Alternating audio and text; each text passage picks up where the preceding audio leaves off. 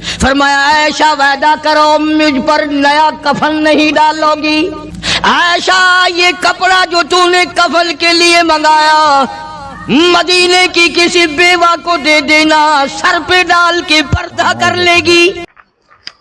دوستو، قاری حنیف صاحب رحمۃ اللہ علیہ کی آج کی تقریر کا عنوان ہے حضرت ابو بکر صدیق رضی اللہ تعالی عنہ کا جنازہ، اور انہوں نے اپنی موت سے پہلے اپنی بیٹی کو جو وصیتیں کی تھی ان تمام کو مل کر سنتے ہیں، انشاءاللہ ضرور فائدہ ہوگا. ابو بکر کے یہاں اس سے کم آٹے میں گزارا ہو سکتا ہے، اتنا آٹا کم کر دیا جائے.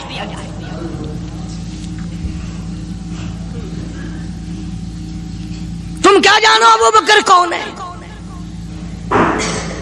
کبھی کسی بوڑھی نے، کبھی کسی بہو نے، کبھی کسی نے دھی نے کہا کہ آؤ آج ابو بکر صدیق کی نیاز پکاتے ہیں. نظر اللہ نیاز حسین، نبی کے یار کا نام نہ لینا کبھی بھی. امام الانبیاء محبوب کبریا حضرت محمد مصطفیٰ صلی اللہ تعالی علیہ وسلم نے فرما دیا، او لوگوں، امت کے تمام لوگوں کا میں نے احسانات کا بدلہ چکا دیا، سب کے قرضے چکا دیے، سب کے لینے دینے میں نے برابر کر دیے، پر او میرے اللہ، ابو بکر کے احسانات کا بدلہ تو دے سکتا ہے، میں نہیں دے سکتا. حضرت ابو بکر سارا گھرانہ بڑا عجیب ہے، گھر کا گھر بڑا عجیب ہے. ہجرت فرما کر تشریف لے گئے نبی کریم سب کا جو صلی اللہ علیہ وسلم کی ذات اقدس کے ساتھ تشریف لے گئے. صدیق اکبر کا والد زندہ ہے، ابو قحافہ بوڑھا ہے، آنکھوں سے نابینا ہے، ابھی ایمان نہیں لایا ہجرت والی رات تک، بعد میں لایا ہے. لاٹھی کے سہارے گھر آیا، پتہ تو چل گیا نا کہ رات چلا گیا نبی کے ساتھ میرا بیٹا، اور آ کے پوتیوں کو کہنے لگا، کیوں اسما جی دادا جان، میرا تو اپنا خیال یہ ہے کوئی ٹیڈی، کوئی پیسہ، کوئی کپڑا، کوئی غلہ تمہارے لیے نہیں چھوڑ کے گیا ہوگا. باوجود کافر ہوتے ہوئے اس وقت تک ابو بکر کا والد مسلمان نہیں، لیکن جانتا ہے کہ میرے بیٹے کو نبی کی اتنی محبت ہے، وہ اتنا قربان ہے، وہ اتنا پروانہ ہے، اور اس قدر جانثار ہے، کوئی شے گھر میں نہیں چھوڑ کے گیا ہوگا. سیدہ اسماء رضی اللہ تعالی عنہ چھوٹی سی بچی ہے صدیق اکبر کی، کہتی ہے کہ میں نے ایک ہیلا بنایا، ہمارے یہاں دیوار میں ایک آلہ سا میرے والد نے بنا رکھا تھا، اس میں پیسے رکھتے تھے، تو میں نے وہاں یہ مٹی کے ٹوٹے ہوئے برتنوں کے ٹھپ پر ڈال دیے اور اوپر کپڑا ڈال دیا، اور میں نے اپنے دادا سے کہا، نہیں دادا جان، اب کے تو ابا جی نے حد کر دی، بہت سارا مال ہمارے لیے چھوڑ کے گئے ہیں. ان لگا بیٹی میرا یقین نہیں پڑتا، وہ نبی کے بغیر ایک پیسہ تو کیا وہ اپنی جان پیچھے رکھنے کو تیار نہیں. انہوں نے کہا نہیں دادا ذرا آؤ تو صحیح. کہتی ہیں کہ میں نے اپنے دادا کا یوں ہاتھ پکڑ کے، دکھتا تو تھا نہیں، اس کپڑے کے اوپر پھیر دیا کہ دیکھیے یہ آلہ ہے نا، یہ تاک ڈالا کہ سب بھرا پڑا ہے. یہ کہنے لگا اچھا بہت اچھا کیا، تمہارا گزارا ہو جائے گا. مجھے بڑا فکر تھا، مجھے بہت پریشانی تھی، اب میں بے فکرہ ہو گیا کہ تمہارے لیے تمہارا ابا کھانے پینے کے لیے تو چھوڑ گیا. سیدہ اسماء کہتی ہیں حالانکہ جس وقت میں نے یہ کارروائی کر کے دکھائی ہم 2 دن کے بھوکے تھے. 2 دن کے ہزاروں روپیہ جتنا بھی مال تھا گھر میں، جب نبی کے ساتھ گئے سارا پلے باندھ کے لے گئے، نہ جانے کہاں کام آئے گا. یہ وہ سیدہ اسماء رضی اللہ تعالیٰ عنہ جس کا حال یہ ہے سارا دن کھجوروں کی گٹھلیاں اکٹھی کرتی ہے، شامن کو ہامن دستے میں کوٹ کر شام کو پانی میں گھول کر پی جاتی ہے، ساری رات مصلی پہ کھڑی ہو کے قرآن پڑھتی ہے.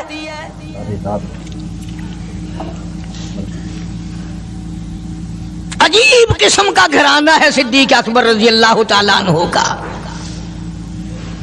غربت نہیں تھی، سارے کا سارا قربان کر کے غربت بنا دی. سب قربان، نہیں دیکھا آل کو، نہیں دیکھا مال کو، نہیں دیکھا اپنی جان کو، سب کچھ قربان کر دیا. इमामुल अंबिया महबूब किबरिया हजरत मोहम्मद मुस्तफा सल्लल्लाहु ताला अलैहि वसल्लम ने इस कदर रफाकत जोड़ी, इस कदर यारी बनाई कि कभी भी अलग नहीं हुए। आज तुम कुरान पढ़ते हो, कारी हनीफ कुरान पढ़ता है, क्या असर होगा किसी पे?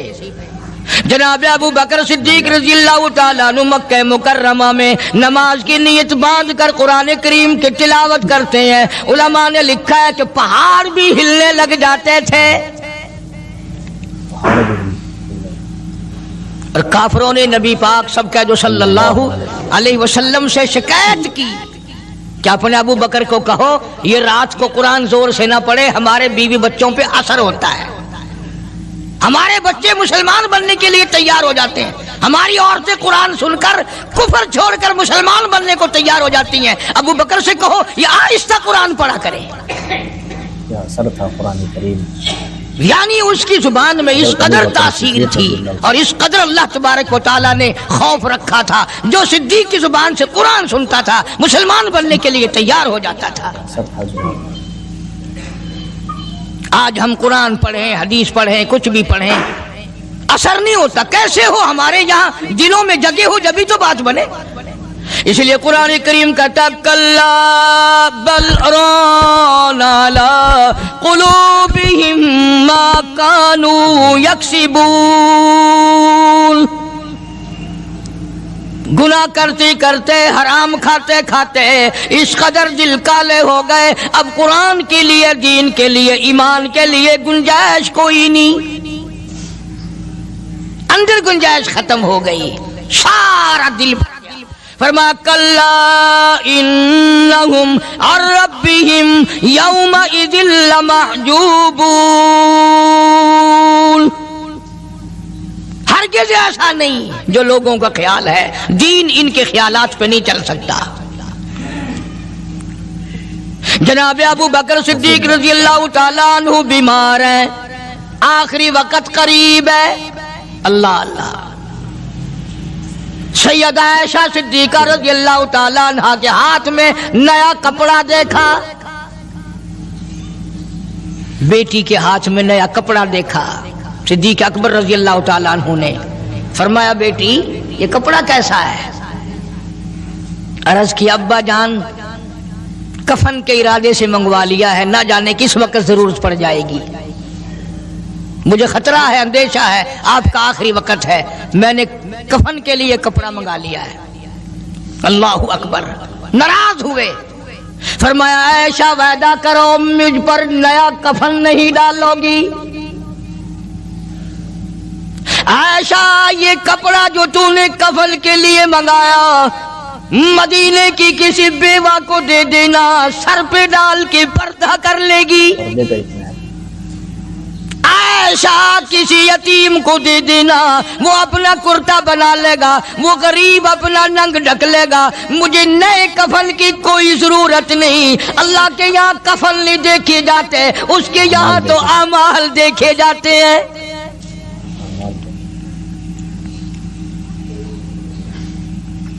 हज़रत आयशा रज़ियल्लाहु ताला अन्हा ने इसरार कर दिया, अब्बा इजाजत दे दो, अब तो मैंने मंगा लिया है, अब तो मैंने मंगा लिया है, दुनिया क्या कहेगी? वक़्त का हुक्मरान, वक़्त का बादशाह, नबी का जानशीन को कफन भी नहीं मिला।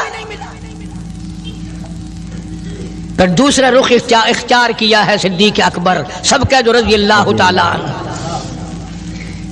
फरमाया आयशा ओ मेरी बेटी, नबी करीम सल्लल्लाहु ताला अलैहि वसल्लम का आखिरी वक्त तेरी गोद में आया, तेरे सामने आया, तूने आका मदनी सल्लल्लाहु अलैहि वसल्लम का आखिरी वक्त देखा। हजरत आयशा रोने लगी, हाँ मैंने देखा, सब कुछ मुझे मालूम है, पर आयशा शहंशाह कायनात का कफन बता। उस मदनी करीम सल्लल्लाहु अलैहि वसल्लम का, दो जहान के बादशाह का, यतीमों के वारिस का, बेवाओं के सहारे का, दो जहान के सरदार, दो जहान की रहमत हजरत मोहम्मद करीम सल्लल्लाहु अलैहि वसल्लम का कफन बता। हजरत आयशा रोने लगी, अर्ज की अब्बा जान جن کپڑوں میں سرکار اس دنیا سے تشریف لے گئے ان کپڑوں میں 12 پیوند تھے، 12 ٹاکیاں تھی۔ فرمایا عائشہ پھر تیرا کیا خیال ہے، میرا محبوب ٹاکیوں میں گیا ہو میں نئے پہن کے جاؤں؟ جن کپڑوں میں میری وفات ہو یہی میرے کفن میں استعمال کرنا، یہی کپڑے مجھے کفن میں دے دینا جو میرے جسم پہ ہیں، اس لیے کہ جب میں اپنے آقا سے ملوں گا تو شرمندگی نہ ہو۔ اور آج ذہن یہ ہے کہ میت کے کپڑے کو ہاتھ بھی نہ لگانا، پہننا تو درکنار، ہاتھ لگانے کو تیار نہیں، گھر میں رکھنے کو تیار نہیں، یوں لکڑی سے اٹھا کر پرے پرے پھینکتے ہیں، آگ لگاتے ہیں، نہلانے والے کو دے دیتے ہیں وہ بھی نہیں پہنتا، یوں ہی گلیوں میں نالیوں میں پھینک جاتا ہے۔ نہ تیرا باپ مرا، جب تجھے نفرت ہے کپڑوں سے، مردہ نوانے والے کا وہ ماما لگتا ہے، وہ کیوں پہنے؟ عرض کرنے کا مقصد یہ کہ ان حضرات کی زندگی تو دیکھو، اور وفات شریف سے پہلے 2.5 برس جو وظیفہ لیا، جو تنخواہ لی سرکاری خزانے سے، خیبر کی زمین بیچ کر صدیق اکبر رضی اللہ تعالیٰ عنہ نے 2.5 برس کی تنخواہ کا حساب کر کے وہ ساری تنخواہ جو لی تھی بیت المال میں واپس داخل کر کے پھر دنیا سے رخصت ہوئے۔ جو تنخواہ لی تھی 2-2.5 سال میں وہ ساری کی ساری واپس کر دی جناب ابو بکر صدیق رضی اللہ تعالیٰ عنہ نے، کہ میں مسلمانوں کا پیسہ کھا کے نہیں مرنا چاہتا، چاہے تنخواہ کے طور پر تھا، کل قیامت میں میرے لیے رکاوٹ نہ بن جائے۔ آج مجھے اور آپ کو تو یہ تلاش بھی نہیں کہ اپنا حلال کے پیسوں سے کفن تو بنا کے رکھ لیں۔ ایئر کنڈیشن کا ہر وقت ذکر ہے، گھر میں ہونا چاہیے، فریج ہونا چاہیے، پنکھے ہونے چاہیے، یہ ہونا چاہیے، کار ہونی چاہیے، موٹر ہونی چاہیے، یہ ہونا چاہیے، اور کبھی گھر میں یہ ذکر بھی ہوا کہ حلال کا کفن بھی ہونا چاہیے۔ وہ کدھر سے آئے گا؟ اس کے لیے کون انتظام کرے گا؟ کون ہم نے گھر میں پیدا کر رکھا ہے جو اس وقت یہ بات دیکھ کر کفن لائے گا؟ اس لیے قرآن کریم نے اعلان کر دیا، لوگوں اپنا سب کچھ پاک صاف بن کے دنیا سے جاؤ، اپنا بدن بھی پاک ہو، عمل بھی پاک ہو، پیٹ بھی پاک ہو، کفن بھی پاک ہو۔ ان ساری میں وہ بات کرتا ہوں جس سے نہ دیوبندی بچے، نہ بریلوی بچے، نہ شیعہ بچے، نہ سنی بچے۔ موت کا جھٹکا تو سب کو لگنا ہے نا، اور ایسا لگتا ہے لاکھوں برس تک منہ کڑوا رہتا ہے۔ جناب صدیق اکبر رضی اللہ تعالیٰ عنہ نے وہ تنخواہ جو لی تھی ساری زندگی میں وہ بھی بیت المال میں واپس کر دی، اور تمام کے تمام لوگوں کے حقوق چکا دیے۔ باقی جو بات رہی وہ سیدھی کمتر مرحوم کہتا ہے، ادا صدیق دا اسلام تے قرضہ بقایا ہے، اجا صدیق دا اسلام تے قرضہ بقایا ہے، جتا جس دے ہاتھوں اس آخری ضامن رسایا ہے، وصولی دا نہ چنتا نہ لکھوایا صحابہ نے۔ مدنی کریم صلی اللہ تعالی علیہ وسلم کے جانثار، نبی کا یار، نبی کا وفادار، ہر وقت کا ساتھی اسی غم میں رہتا ہے۔ اور وصیت کی کہ مجھے غسل دینا، میرے انہی کپڑوں میں دفن کرنا، اور فرمایا میرا جنازہ اٹھا کر حجرے مبارک کے سامنے لے جانا، حجرے عائشہ کے سامنے لے جانا، توجہ کرنا، نیند نہ کرو۔ اور یوں فرمایا نبی پاک صلی اللہ علیہ وسلم کی جہاں قبر شریف ہے، حضور کا حجرہ ہے، روضہ ہے، دروازے پہ کھڑے ہو کر آواز لگانا، کالی کملی والے صدیق آ گیا ہے۔ فرمایا اگر اجازت ہو تو اندر دفن کرنا، اور اگر اجازت نہ ہو تو جنت البقیع میں لے جانا۔ علماء کہتے ہیں کہ جب میت کو جا کر کے روضہ اقدس صلی اللہ علیہ وسلم کے سامنے رکھا اور آواز لگائی تو دروازہ خود بخود کھل گیا اور آواز آئی دیر نہ کرو، محبوب کو محبوب سے ملا دو۔ کیا شان ہے ان لوگوں کی، کیا عظمت ہے ان لوگوں کی، ساری زندگی اس محبت میں، عظمت میں، اکرام میں گزاری جو اس کائنات میں کوئی اس قدر اکرام کر نہیں سکتا۔ مدینہ پاک میں ایک وقت ایسا بھی آیا کہ دشمنوں نے مدینے کے گورنر کو گانٹھ لیا، اس کو رشوت دی، پیسے دیے اور کہا کہ ہمیں اجازت ہونی چاہیے، ہم روضہ اقدس کو کھود کر ابو بکر صدیق اور فاروق اعظم کی لاشیں نکالنا چاہتے ہیں یہاں سے۔ چنانچہ حاکم وقت نے پیسے کھا کر اجازت دے دی۔ شمس الدین سراج ایک بزرگ ہے جو اس وقت مدینہ پاک یعنی روضے کے متولی ہیں، مسجد نبوی کے متولی ہیں، گنبد خضرا صلی اللہ علیہ وسلم کے محافظ اور نگہبان ہیں۔ وہ فرماتے ہیں کہ رات آدھی جب گزری تو کنڈی کھٹکی مسجد کی، میں نے کنڈی کھول دی تو مجھے حکم ملا کہ تم خاموش رہو، اگر آواز نکالو گے سر اتار دیا جائے گا۔ ایک آدمی اندر داخل ہوا، دوسرا داخل ہوا، تیسرا آیا، کسی کے ہاتھ میں کسی، کسی کے ہاتھ میں گنتی، کسی کے ہاتھ میں ٹوکری، کسی کے ہاتھ میں تسلا مٹی اٹھانے والا، سب کے سب یوں لے کر داخل ہو رہے ہیں۔ اور مجھے یہ کہا گیا کہ یہ جو کچھ کرتے ہیں روکنا نہیں، کسی کو بتانا نہیں۔ شمس الدین سراج بزرگ رحمت اللہ علیہ کہتے ہیں وہ جب 40 کے 40 اندر داخل ہو گئے، پچھلے نے مجھے اشارہ کیا دروازہ بند کر دے، اب کسی اور کو اندر نہ آنے دینا۔ وہ اللہ والا کہتا ہے مجھے بتا تو دیا گیا تھا دونوں جلیل القدر صحابہ حضرت شیخین کی بے ادبی کریں گے، قبر کھود دیں گے، ان کی میت نکال لیں گے۔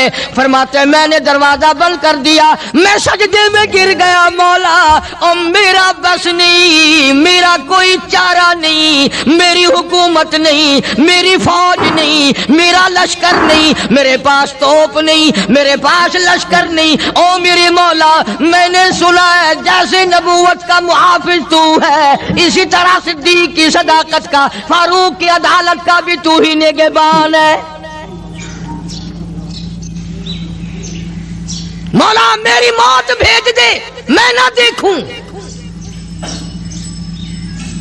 شمس الدین سراج بزرگ کہتا ہے کہ اللہ کا حکم ہوا، میں نے بھی دعا تو کی تھی رو رو کے، میرے دیکھتے دیکھتے، توجہ کرنا لفظ سمجھو، میرے دیکھتے دیکھتے مسجد نبوی میں زمین پھٹی اور بمائے ٹوکریوں کے، بمائے سامان کے 40 کے 40 کو زمین نگل گئی۔